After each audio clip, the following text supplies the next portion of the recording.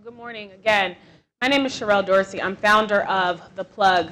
The Plug is a daily tech newsletter that is the definitive source for daily Black tech news, highlighting diverse voices in tech. And I am excited for day 2 of our summit today for the conversation on the state of the Black tech ecosystem, how data is linking us to these larger conversations around capital, equity, ecosystem building. So who was here last night? All right, so most of the room. Awesome, awesome. So for those who are new joining us today, today is going to be a continuation of our conversation from last night. And so, I'm sorry, I feel like my mic is going in and out. I'm going to bring this a little closer. And so I want to first start and take the time to thank some of our sponsors here today and those that have supported this work from the beginning. Again, a shout out to our sponsors, Innova, CompTIA, Digital Cafe, Uber, Sprout Social, which I took an amazing tour of. If you guys get a chance, please connect with Michelle Bess. I'm not sure if she's coming in today, but she gives incredible tours of Sprout Social. Twitter also, and the Blackbirds, who will be live tweeting the event today as well. Google and the Relentless Black Google Network for their participation in the research and the manpower behind making this event possible. So in our program last evening, our presenters and panelists delivered some raw insights on where we are today in our assessment of where data is and also the power of where data can take us. So be sure to follow along. Our hashtag for today is SBT2017. So on Twitter, Instagram, Facebook, please be sure to help us document this experience today. So in our first session this morning, we're going to continue the conversations on linking data to important aspects of our growing ecosystem. So through the data, we're attempting to identify the opportunity gaps, leverage what the data tells us to strengthen access to capital, and also dimensionalize the way in which we look at and approach the role in which diversity challenges our frameworks for how we address and fill gaps in these ecosystems. You're going to hear from dynamic leaders in this space, some folks who I'm meeting for the first time, some folks I've had the pleasure of following their journey throughout their startup journey. People who've been diligently growing hubs of innovations within their own communities, taking the data on Black founders within subsets of communities where previously no one else was doing that kind of work. I have the pleasure of introducing someone who you guys all may already know, Miss FeliciaHatcher. Would you please come to the stage? Good to see you again. So Felicia is on a mission to rid our communities of innovation deserts. Does anybody know what that word means? Innovation desert? So, makes sense to me. And Felicia's definitely going to walk through that. So she's ridding our communities of innovation deserts by working with community leaders and government officials to create inclusive and diverse startup ecosystems as the co-founder of Code Fever and Black Tech Week. Code Fever is an initiative that trains African American and Caribbean youth and young adults in the areas of technology and entrepreneurship through full stack development coding boot camps, in-school programs, and an annual week-long emerging technology summit called Black Tech Week. Again, please let's give it up for Miss Felicia. Awesome. Good morning, everybody. Oh, it's like, what, 10 o'clock my time in Miami. I'm up here. I forgot my coat at home. I know y'all can do like a much better good morning. All right, so, okay, good. Like, Black Tech Mecca, like all this Black genius and diverse genius all in one room, coming together under the umbrella of like dissecting the data, but then also putting action behind that so that we can change our community. So I had a presentation, and maybe I can get that popped up a little bit later, but I'm from South Florida. And so when we think about Miami, the narrative is usually it's a party city, Trick Daddy and Rick Ross, T-Hard, Jam Pony mixtapes, is that, like, can I go farther than that? But then also that it's a very diverse community. And a lot of times when we're talking about our startup ecosystem, we like to kind of plant the flag of being a very diverse community. and that we can essentially shape the model of what that looks like throughout the rest of the country and hopefully the world. That sounds really good, but we are diverse by default and not intentional. And that's why our organization started. So I started a nonprofit called Code Fever with my lovely husband, who's still in the bed and said he was going to be here at 9 o'clock, but that's another story. And when he does come in late, we're just going to all turn around and, no, I'm just kidding. But so we started Code Fever about almost 4 years ago to address that problem. So as our startup ecosystem was starting to kind of sprout up and get support and get traction and get legs, we realized that myself and my husband Derek were the only ones that were in the room, which was a major problem. And then none of the programming was actually taking place on the other side of the track. And in South Florida, we have, the county has kind of deemed 13 TUAs, so targeted urban areas, in our community, with average household incomes ranging from about $13,000 all the way up to probably our most prosperous community in Miami, which is Miami Gardens, where the average household income is about $55,000. And that is like our most prosperous community. And it's our suburbs, and it's doing really well if you kind of relate that to the other 12 targeted urban areas that we have in our community. And so I have about 20 minutes with you, and I'm going to keep my presentation a little bit light because I'm going to drop some heavy things on you guys. So I'm going to do the heavy stuff first, and then we're going to have a little bit of fun with some gentrified collard greens. Does that sound good? Yeah? All right. So as I get that up for me, I'll talk a little bit about like the work that we've done with Code Fever and just really kind of looking at some plugs, but then also the data that we've started to collect for our report around the EDI report, which is Economic Development and Inclusive Innovation Report. That report is very interesting, and as I think startup ecosystems around our country are starting to look at the data and kind of put this data together, searching for this data is really depressing. Because the first thing you say, like, why doesn't this data readily exist? And they're like, oh my God, no one gives an F about us in order to do the research. And that's a whole bigger problem and a whole other conversation around some cocktails in Miami, just kind of being able to digest that and make sense of that. So to talk again about like Miami, I don't know how do I advance that? Okay. So talk a little bit about Miami and the work that we've done with Black Tech Week and Code Fever. Code Fever started off as a coding program and a coding and startup boot camp for low opportunity students. And then we quickly kind of had to morph to be more in order to address the issues in our community, because although myself and Derek and our team started, there were still so many holes that needed to be plugged in our startup ecosystem.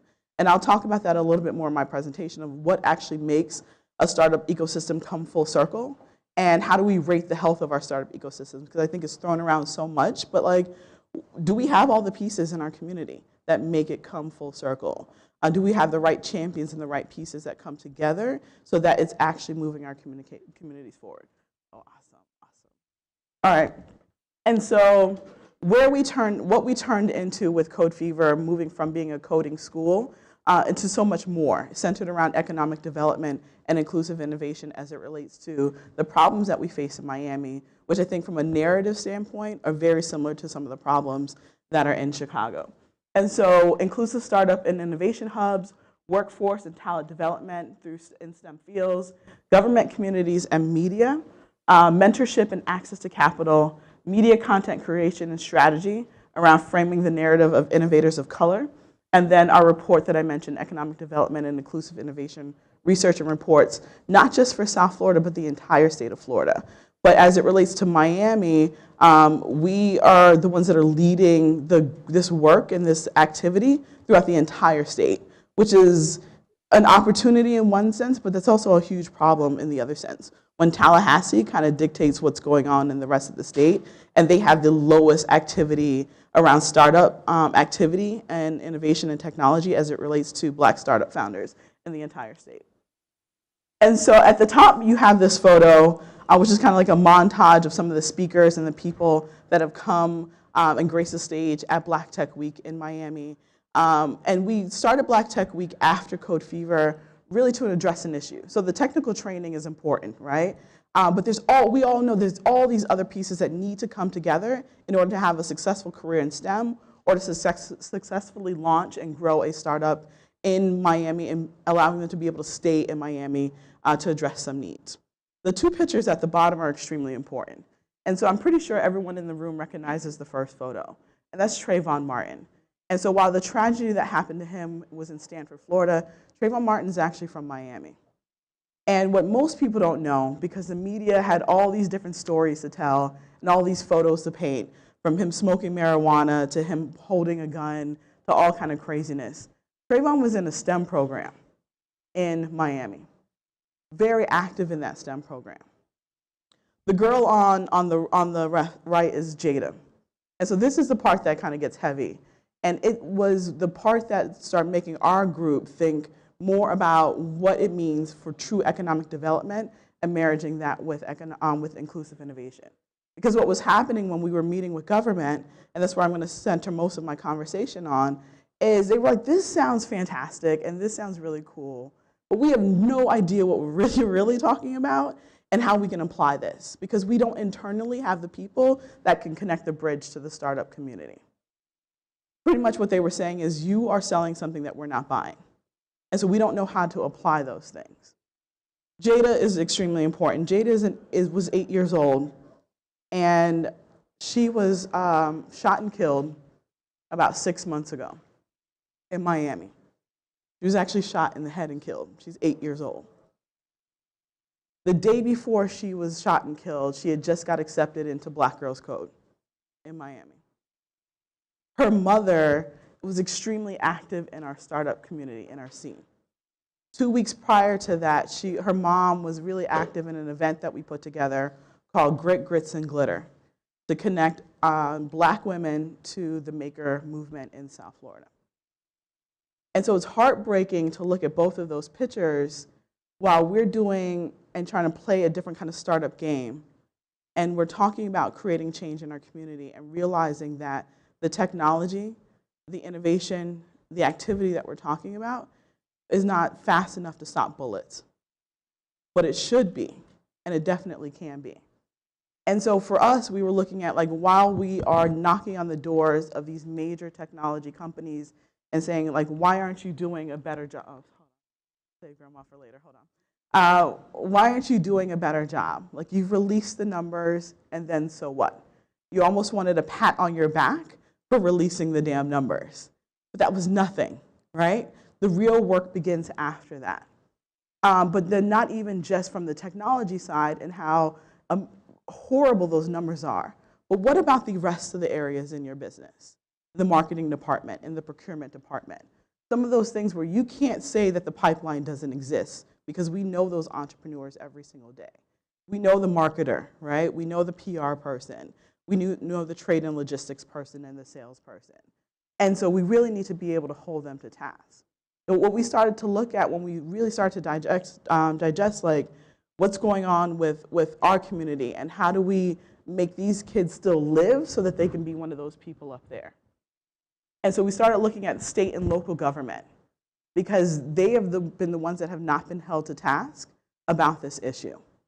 And they are the ones that also can redirect funds much faster and redirect resources much faster so that we have true economic development that is rooted in innovation. So all the work that we do actually matters in our community, and it can start being accelerated in a time point that it stops those bullets and we start having real transformational change in our community. All right, to make it a little bit lighter, right? What was it, 2 months ago, maybe right before Christmas? Oh yeah, you guys remember this, right? And so I'm gonna talk about economic development through gentrified collard greens. So about 3 months ago, the internet went like batshit crazy. Sorry, I'm a little bit of like a motivational potty mouth, so excuse me. So I'm at my like 2 curse word limit, so I'm gonna leave it like at that, right? And so the internet went crazy, and it went crazy because Neiman Marcus, right, started selling $66 collard greens. And I think it was like, what, a 12-ounce tray, fully cooked, frozen, serves about 8 to 10 people that would be delivered to your house in like 1 to 2 days. And people, yeah, exactly that, right? People went crazy because we're just like, wait, what happened to grandma over here for Thanksgiving dinner cooking collard greens, or the restaurants in our neighborhood that are maybe selling it for maybe $2 to $3 a serving? Like, what is this, right? And you said the bougie greens? They call it gentrified greens, but, and so the internet went crazy, right? So Neiman Marcus, 66 collard greens, you see the fist in the air, cultural appropriation or good business. Neiman Marcus sells $66 collard greens. What's next? Jewel-encrusted catfish with 24-karat gold hush puppies? Or the other one, only a 4,000% upcharge, selling collard greens for $66 and the internet mockery explodes. This was funny.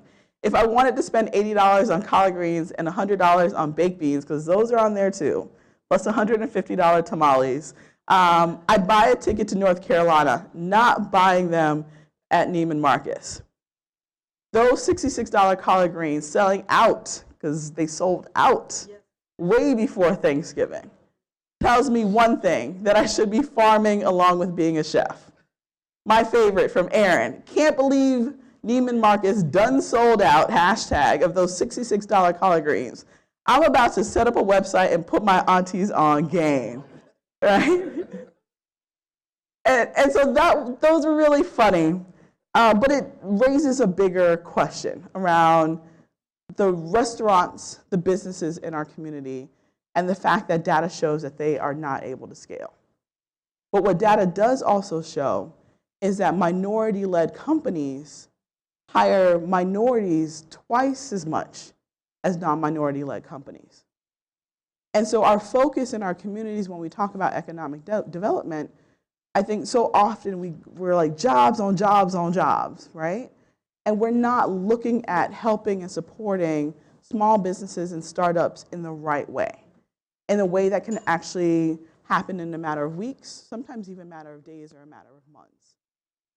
A lot of times, although we look at our government as being very archaic and running really small, really slow, there's a lot of things that they can actually do right and in a fast time.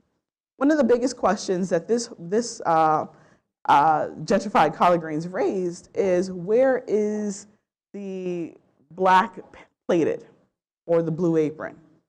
Because if anything that this situation showed is that there's clearly a market for soul food, right, or our kind of food delivered to them and their homes prepped. Right or wrong? We've seen that. And so I was like, this is essentially a proof of concept if they sold out. Not knowing the full quantity of what they sold out, but it's Neiman Marcus, so they're moving stuff, right?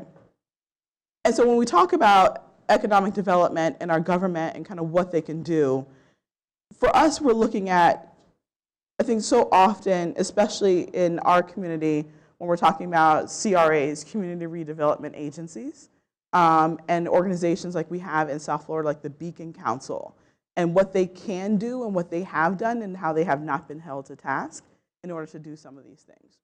I'll give you a really good example. So we have a virtual reality company that's run by this really awesome sister called Mary Spio. Her company is called Keek. It's a virtual reality company that was getting ready to leave Florida because she just could not find the resources and the support or the funders to support what she was doing. Her investors had actually backed out on her last year. Beacon Council, who's an economic development arm, brought on another sister who was in charge of economic development and innovation and technology to actually be that liaison between the big companies that Beacon Council is kind of tasked with providing tax incentives to come down in Florida and holding them to task for our targeted urban areas and our Black startup founders. What did that result in? That resulted in Beacon Council connecting her with funders, but then also major corporations in South Florida that ended up putting $24 million into her company. And so what is she doing now?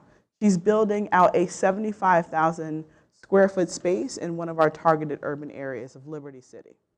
You may be familiar with Liberty City. It may sound familiar. Just like the media is always pointing Chicago as one of the dangerous places to be, First 48 just like kills Miami, right? So if you ever watch First 48, y'all know what I'm talking about. Liberty City is always on First 48. And she's building out this 75,000 square foot space because that connection of local government came together with a local minority-led startup that is not only supplying jobs now, but then also a facility that is going to help kind of redefine Liberty City as an innovation hub. And that's exactly what we're looking for. So high growth entrepreneurs instead of focusing on the dreamers. And this is just a theory that I have that I would actually like to get some input from the rest of you in this room. So what does it mean if we start focusing a little bit more attention on our high growth companies that are scalable and fundable, but then also can address some of the key issues that our local government are constantly touting that we're not necessarily seeing the results for? So most times, community redevelopment agencies, it makes perfect sense for them to inject a lot of money into capital improvement, right? Millions of dollars into restructuring this building, turning this church into a performing arts center, where we all know what $1 million can do for a startup, right? But $1 million for a business that is still kind of in the idea phase, which is usually where we go towards from a charity standpoint of like, let's help that company, right? And $1 million, they may not necessarily be ready for that opportunity, but that can be transformational for a high growth company. So one of my theories is the focus with our local and state government, but then even the work that all of us are doing is focusing more attention on our high growth companies, and that will trickle down to helping our entrepreneurs that are in our community that are starting mom and pop companies that will probably never scale, but they still have an impact into the community, probably providing 3 to 10 jobs in where they are, but they're not necessarily scalable. So what do you guys think? The focus on these high growth companies and injecting more money into these high growth minority-led companies, or should we kind of stay with where we are with providing the opportunities with like $2,500 and $5,000 grants and loans for these like kind of mom and pop companies? State and local government, innovation funds, innovation hubs, blank in residence as it relates to Black startup founders. Is that an entrepreneur residence that local government can house as it relates to minority startup founders? Is that a developer in residence? Is that a VC in residence? And that's something that we're launching in April with Cross Cultural Ventures. Like, what do we need to be housed in our community so that we can really start solving the problems? And social apps are important, right? But apps that also solve the gun violence issue and things that are really rooted in our problems in our community. A coding boot camp, and we run one, is not economic development, nor is it going to move the needle forward if we don't have all the wraparound services and support and programming that provides true trajectory for students as well as parents. If it's not rooted in social services, right? So that's some sort of stipend to be a part of a coding boot camp or tech training. Is that babysitting? Is that free bus and Wi-Fi services? Like, we have to look at what are the needs of our community and wrap that around our startup ecosystems so that we create stronger startup ecosystems. So really quick, what we've looked at, and I would love for people to add to this, and I'll be here through the rest of the afternoon, is the health of a startup ecosystem. And if it doesn't include these few things, it's not, to us, a healthy startup ecosystem. So that's people and mentorship, that's funding, that's an actual community that supports that, and I've seen that here in Chicago. That's talent, training, incubators, and accelerators. That's also spaces, and redirecting spaces and community centers and revamping them to be innovation centers and not just 12 computers in a lab and say that that's what we're doing for innovation, but be really intentional about the programming.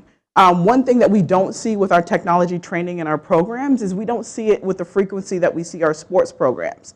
That's 4 or 5 days a week. That's all day on Saturdays. I don't know a technology program centered around our community that meets with that kind of frequency. And imagine what that would change. But then that's also a very easy buy-in from municipalities where they support that and you see that. And when it comes to technology programs, it's like maybe 1 day a week or maybe during the summer, but not like a full year-round commitment. Storytelling, diverse champions, and then our elders passing the baton and sharing the resources of what we can uncover and how we can redirect resources in our community. Thank you guys so much. Yeah. And my name is FeliciaHatcher, and I'll be here. Yep. Thank you so much, Felicia. Great, great, great.